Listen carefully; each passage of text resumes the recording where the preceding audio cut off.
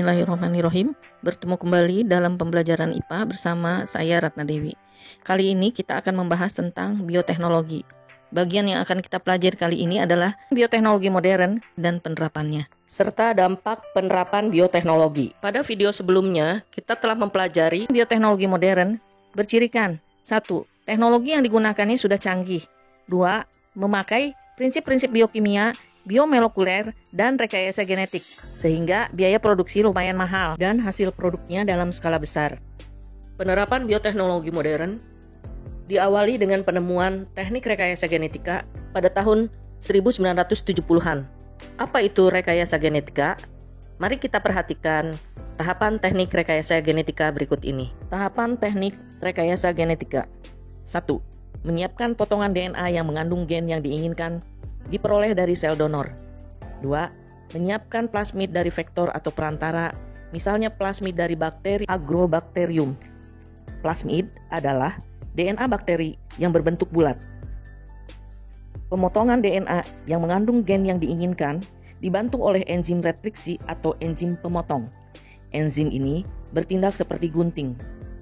Enzim retriksi juga membantu memotong plasmid untuk membuka plasmid. Tahapan ketiga adalah menggabungkan atau merekombinasi potongan DNA yang mengandung gen yang diinginkan ke dalam plasmid yang telah terbuka menggunakan DNA ligase yang bertindak seperti lem atau perekat.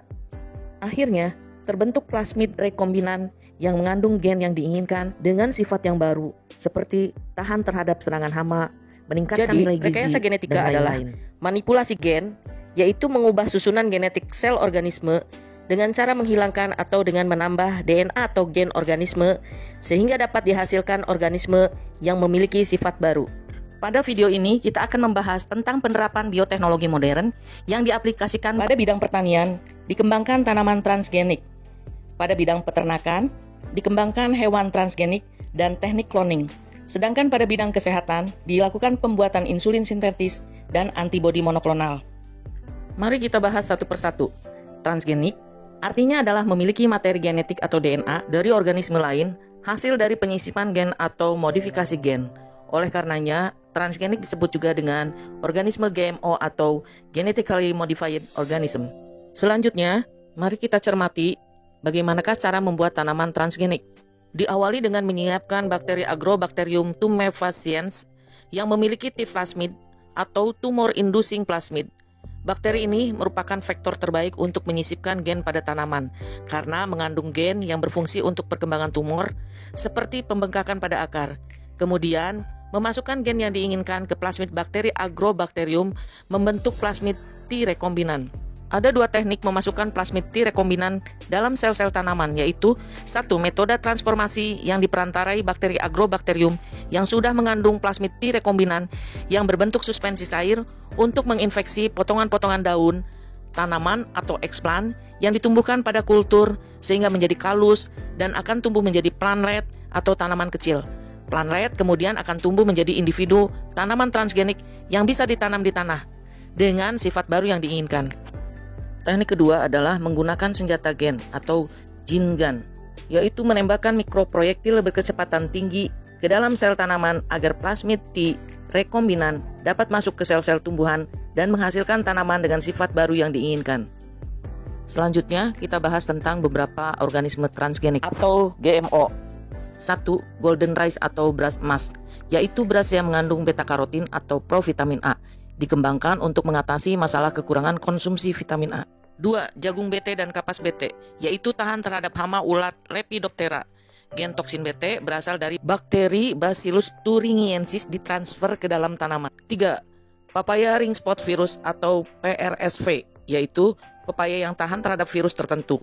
Gen penyandi selubung virus PFRC ditransfer ke dalam tanaman pepaya. 4. Tomat flavor saver, yaitu memperlambat proses pelunakan di dinding sel tomat agar tidak cepat busuk dengan memasukkan gen anti-senescen. 5. Sapi Belgian Blue menghasilkan daging dalam jumlah banyak karena berukuran besar dengan otot-otot yang menonjol, dengan berat pejantan dewasa berkisar antara 1.100 sampai 1.250 kg. Masih banyak organisme transgenik yang bisa kalian pelajari. Penerapan bioteknologi modern pada bidang peternakan lainnya adalah cloning. Cloning bertujuan untuk membuat individu yang memiliki sifat yang mirip induknya tanpa proses perkawinan. Mari kita pahami bagaimana proses cloning pada domba berikut ini. Diawali dengan menyiapkan 2 induk. Induk domba 1 memiliki wajah putih, sedangkan induk domba 2 memiliki wajah hitam. Proses cloning tahap 1 yaitu pengambilan sel tubuh dari domba 1 yang bermuka putih dan mengkulturnya dalam gel agar terdiferensiasi. Tahap kedua, domba 2 yang bermuka hitam diambil sel telurnya, kemudian dengan proses mikroskopis, inti sel telur atau nukleus dihilangkan. Tahap 3, inti sel tubuh domba 1 muka putih sebagai donor nukleus dimasukkan ke sel telur domba 2 muka hitam yang telah dihilangkan intinya, kemudian akan menjadi zigot. 4. Zigot tadi ditumbuhkan dalam kultur dan dirangsang untuk membelah agar membentuk embrio. Tahap 5, embrio yang terbentuk selanjutnya ditanam ke rahim induk domba ketiga bermuka hitam sebagai induk pengganti. Sebagai tahap akhir akan dihasilkan anak domba doli yang secara genetis identik dengan donor inti sel atau nukleus, yaitu domba 1 yang bermuka putih.